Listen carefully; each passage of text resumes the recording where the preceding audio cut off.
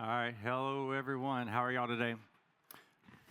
My name is Gary LeBlanc. I'm the Vice President of RX Ownership in the Southeast, and I'm also a pharmacist. And I have on stage with me today Miss Heather Russell. Hi, I'm Heather Russell. I am a pharmacist and owner of 2 independent pharmacies in Michigan. And I'm also now a licensed insurance agent and owner and operator of Pharmacist Health Plan Agency. All right, so today we're here to talk about how to become a licensed insurance agent. All right, and as I said, I'm also a pharmacist. I've been a pharmacist for roughly 25 years. And if you told me when I got out of pharmacy school that I would be talking to you today about becoming an insurance agent, I probably would have laughed at you. And some of you might be laughing at me now, like, Gary, I'm a pharmacist. Why would we want to be an insurance agent? But 25 years ago, we all had healthy margins, probably in the mid-20s. As I look through financials now, NCPA says the margins are 21%. I don't know where y'all are. I see a lot of people in the 17% gross margins. So we have to keep looking for how do we find other revenue streams. And many of you probably currently do open enrollments, right? If you talk to me and you're in my territory and you talk to me, I use the term pharmacy where the house is free because we give away ourselves all the time.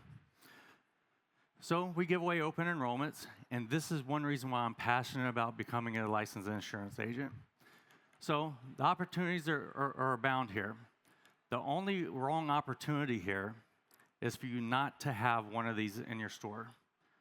Because ultimately, your patients and you deserve to have an expert on Medicare.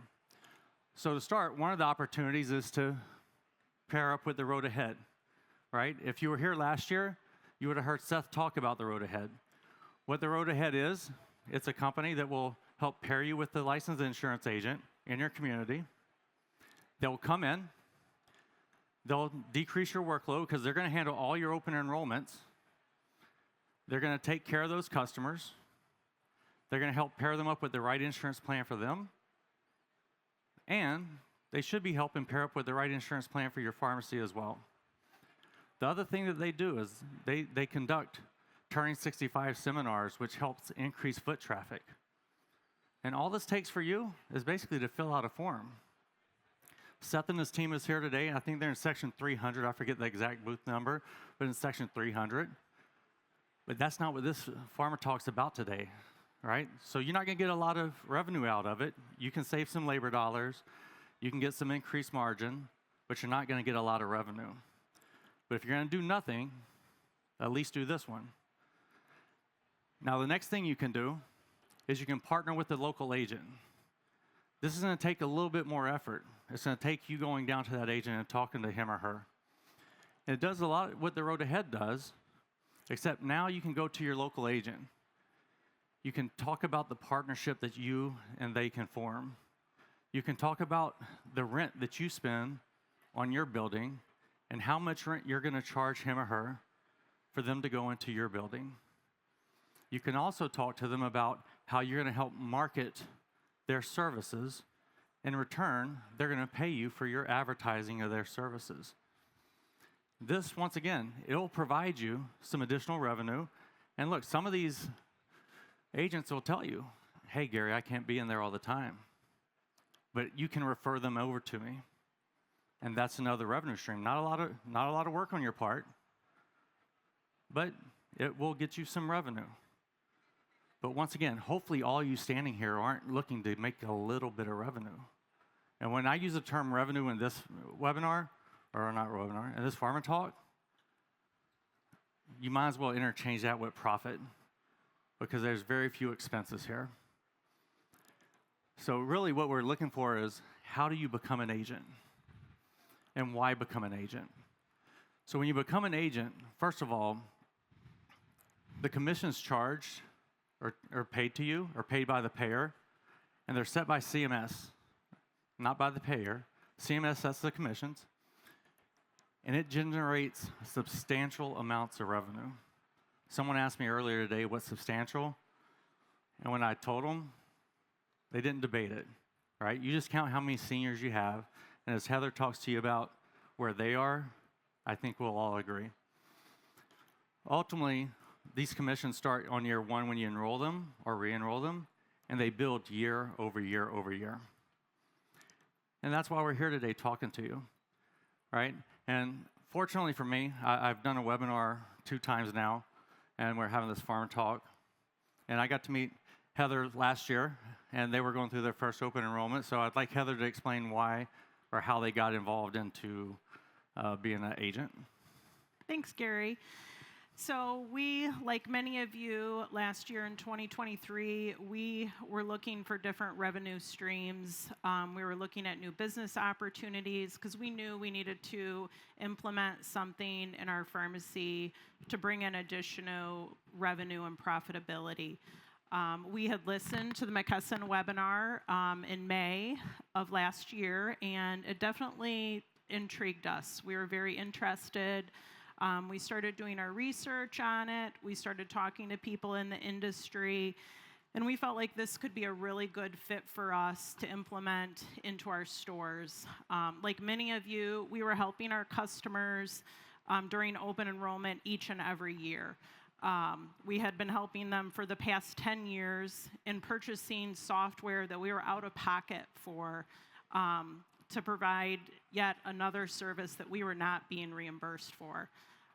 We truly saw this as an opportunity to get reimbursed for the services we were providing. So we started the process in June of 2023 of becoming licensed.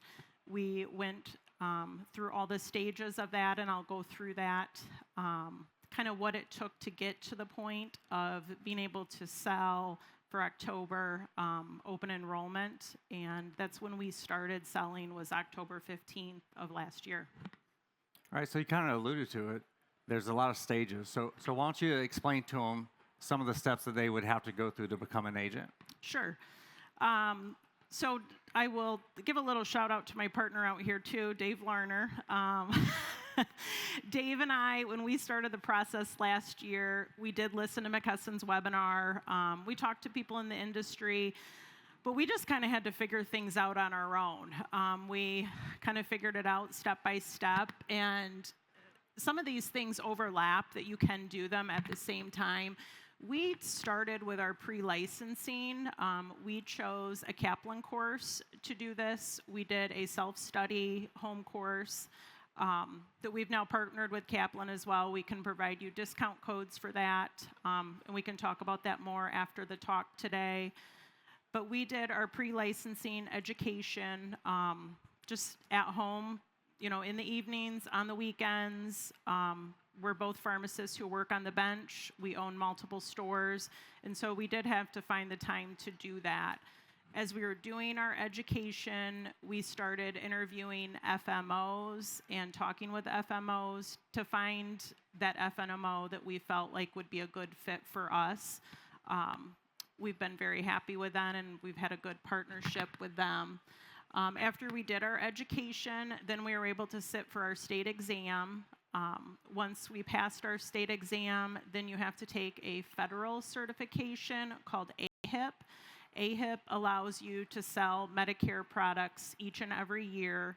And you do have to take AHIP. Your state license, you just have to do continuing education every year, just like your pharmacy license. But your AHIP, you do need to take that course every year and take that exam. We had chose to open our own insurance agency, so we did go through the process of setting up an agency, forming an LLC, meeting with our legal counsel, our accounting team. But if you feel like that isn't something that you want to do, like Gary alluded to, you could partner with another agency as well to eliminate some of those steps in the process. After you pass your exams, then you need to get an errors and admissions insurance, which is really just as simple as providing your state certification and your federal, and you purchase an insurance plan to protect you. And then after that is when we began credentialing with all of the health plans. It was very important to us that we were credentialed with as many health plans as possible because we wanted to be different than a normal insurance agent. We didn't want to sell just 2 to 3 products. We wanted to be able to sell our patients everything that was available in our market. So we went through the contracting with all the carriers. They each have a quite short educational process too, and then a test that you have to take at the end of their classwork. And then once you do pass their individual test, they give you what is called a ready-to-sell status. And once you obtain that, you truly are ready to sell. And that's how we got to the point we're at. All right, so that's a lot of steps, right? And you all may be looking at that and saying, wow, that's a lot. But remember, if you went through the steps of filling a prescription, a layperson would be like, wow, that's a lot of steps. But as you go through it, it's not really. So are there groups that help you with this? Yes. And so like I said, Dave and I, we kind of had to figure all those steps out ourselves. And now that we've went through this process, we have implemented some ways in which we think we can help you get through this process quicker and more efficiently. If you feel like it's not quite for you this year, but it's something you might want to do in the future, there are referral programs that we can implement into your stores, so you're at least being paid on a referral for each customer that results in an enrollment. All right, you kind of alluded to the time frame. So how long does it take to go through all these various steps? Yeah, so I'd say approximately 4 to 5 months is what it took Dave and I, and that was truly just kind of figuring things out as we went. Like I said before, we both work the bench. We own multiple stores. We both have large families. So we did take, in the state of Michigan, they allow you 90 days to do your coursework. We both did end up taking the 90 days just because we were really, truly doing it in our spare time. And then once we finished our studying, we sat for our state exam and then did the AHIP certification. And that takes approximately, I'd say, 2 to 4 weeks, to register for your exams and take those exams. And then because it was so important to us to contract with as many carriers as we could, it took us about 6 weeks for contracting. That can be done quicker as well. And we believe we have some policies in place now that can help get through that process quicker than what we were able to. Okay, so right now we're at the end of June, might as well say July by the time we all get home. So do we have time, or do they have time to go home and get this implemented and actually be ready for open enrollment this year? I really believe that you do. We started last year, I think pretty much on June 1st. And like I said, we really, probably I'd say honestly, Dave and I didn't do much in June. And we kind of realized in July, like, oh wow, we need to get on this. So I do think you definitely could be ready for open enrollment this year to be able to sell. And even if you weren't contracted with all of your plans on October 15th, those contracts will still come through. And that was the case for us. We weren't contracted in every single plan right on October 15th, but I'd say by November 1st, we had all of our ready-to-sell status in place. And you kind of alluded to it earlier, is if you're thinking about it and you say, hey, this may not be the year or the right time for me, they can actually partner up and refer out people so they can get through this year, but still have some income coming in. Yeah, and that's, for someone that doesn't want to become licensed right now, if it's not the time for you, a referral program would be a great way to get your feet in the door with this program, introduce it to your patients. I want to help you with open enrollment. I'm going to have an agent, that you can work with, that I know, that I trust. But you also want to keep in mind, you ultimately want this revenue for yourself. so I do think it's something that everyone should take a good hard look at. Yeah, and you just led into it, right? You want this revenue for yourself, so let's go to the next part is how much revenue can this generate, right? Remember, I made a bold statement at the beginning. I believe that this could be substantial revenue. So how much money can it generate? Yeah, it can generate quite a bit. So these are the rates for 2024. CMS is changing the rates for 2025. The rates are actually going to be going up, but they have not posted final rates. So for 2024, for a new client, and a new client is someone who is new to Medicare. They're turning 65. That for a Medicare Advantage plan this year was $611. A Medigap policy is approximately $226, and a PDP plan is $100. And then most of your clients are going, during open enrollment season, are going to be renewals. So $306 for a Medicare Advantage plan, $226 for the Medigap, and $50 for a prescription drug plan. And your renewal rates, you need to keep in mind, are going to be, you're going to get that rate each and every year if those patients remain your clients. Yeah, so not only do you get the commissions, but we've talked also about how you learn about the additional features that the plans designs have. So when you think about OTC benefits, you talked about how you haven't had the opportunity to take plans before or OTC plans before. Can you explain to you how you were able to get into that side of it? Yeah, so that was just another way that we've been able to increase our revenue in our stores. At least all of the Medicare Advantage plans that we have dealt with have over-the-counter flex cards. As many of you know, these over-the-counter flex cards are typically only able to be used in the chain pharmacies. This has opened doors for us to be able to get these OTC cards to be able to use within our stores. So if someone has a $75 flex card that they have to spend every 90 days, now they are spending that money with us on front-end sales as well, and they're happy to do it. They want to spend their money with us. They're so thankful that we're providing this additional service. Right, for those of us who just came from the general session, I think they said the OTC is somewhere between 35 and 70% gross margin. So we'd love to pick up that $75 at 35 to 70% gross margin. So that'd be great. And then the thing that I missed, and I've been talking about this, like I said, for over a year, that Heather and David enlightened me to, is can you explain how y'all are now interacting with the payers and can impact payer design or plan design? Yeah.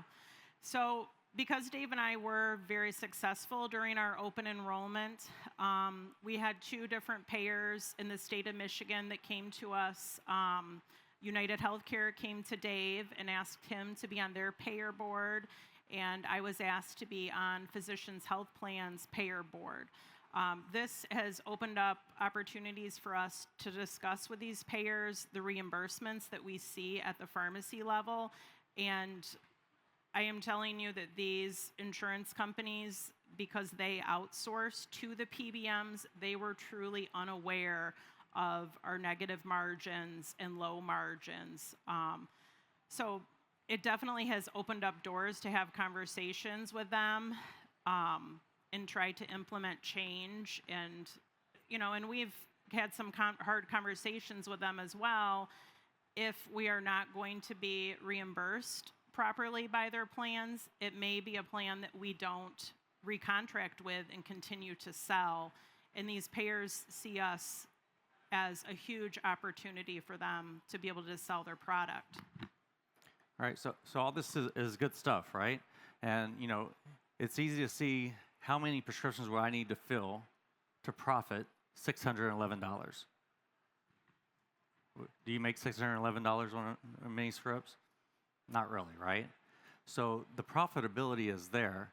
So as you go back to your stores and you start thinking about how many lives in your stores are seniors, for you multi-store owners, how many seniors do you have? How many do you have turning 65 year over year over year?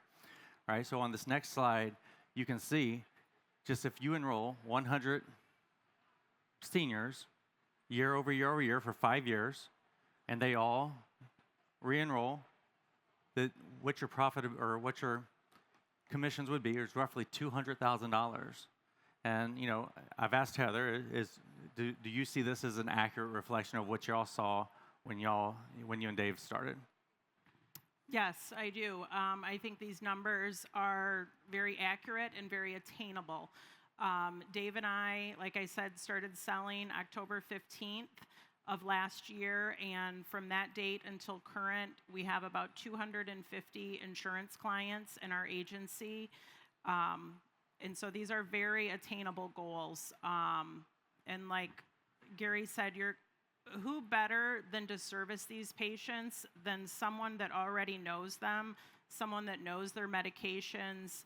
They know that we value keeping them in network with us and their doctors. So yeah, I think these are very, and if you think about it, 100 patients, that you're enrolling on average 2 people a week.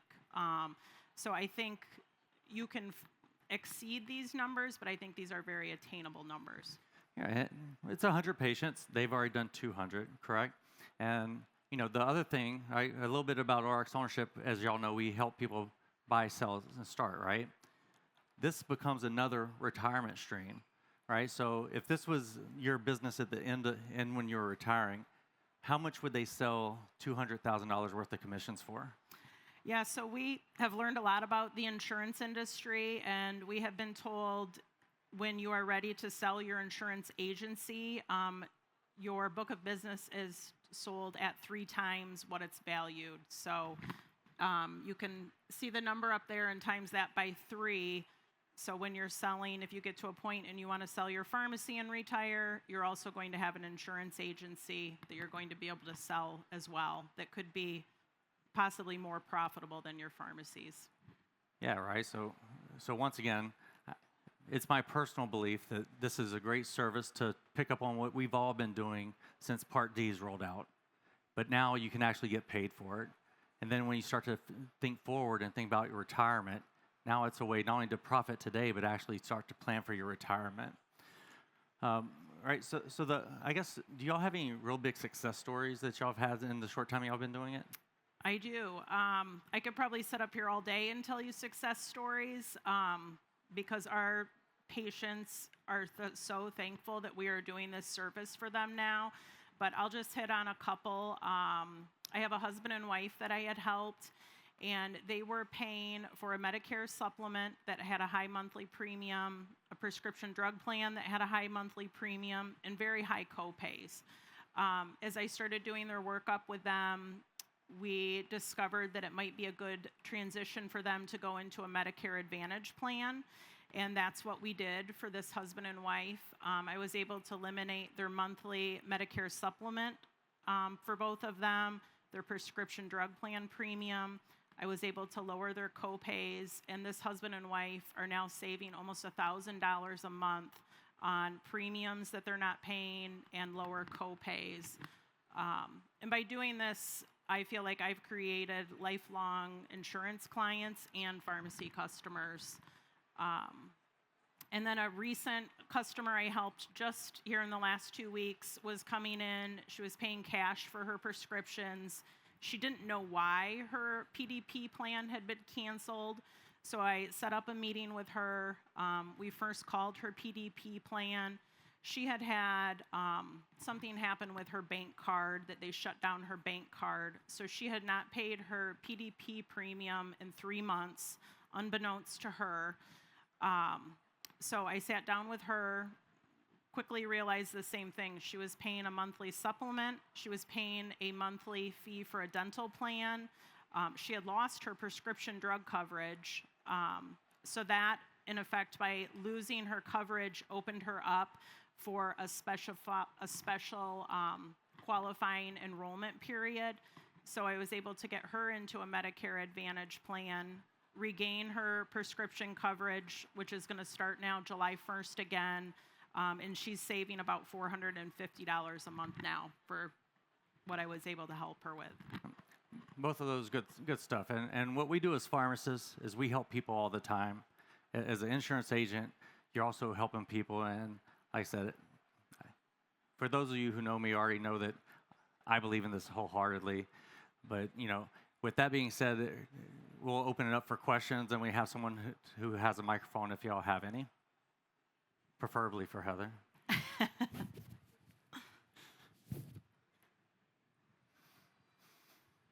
I have a two-part question. Yeah. I've been doing Medicare plan reviews since 2012. I do many every year. I pay, used to be iMedicare we use. A lot of us probably still use something like that. You have a program through the insurance agency where they give a program to you to do these plan reviews. And I'm kind of curious how many Medicare Advantage plans that you have as an option for patients in the state of Michigan. So I didn't catch the first part just because the mic, you said you're using iMedicare. Yeah. Yep. So I would assume you have something that's free that's given to you now. Yeah, and so that is a difference. We still are using iMedicare in our stores as well to kind of do comparisons on the back end. We have not eliminated that part. But the FMO does provide for you an enrollment platform that compares all the plans that is given to you for free, which is different than our industry. Instead of having to pay for it, they actually want you to enroll people. It gives you the plan comparison as far as the patient's perspective, what they're able to get from the plan. But if you want to see how it impacts your pharmacy, you'll need to know individual pharmacy contracts or still use your iMedicare. How many Medicare Advantage plans do you have as an option for patients in the state of Michigan? I think between Dave and I, 9. Yeah, 9 carriers, but each carrier offers several plans. So I think when I pull up into my platform in the Medicare Advantage category, I have like 40 plus options for them.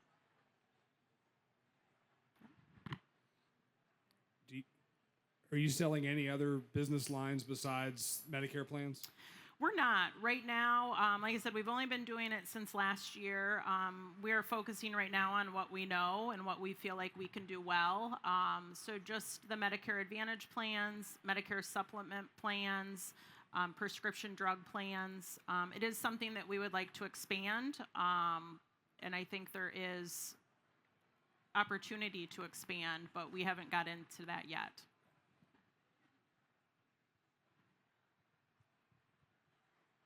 What is the cost to get licensed and to sign up with an FMO? Are there costs associated with all Sure. that? And can you talk a little bit about that? Yeah. So for us in the state of Michigan, we just did the Kaplan course, which was just a couple $100 to sit for our state exam.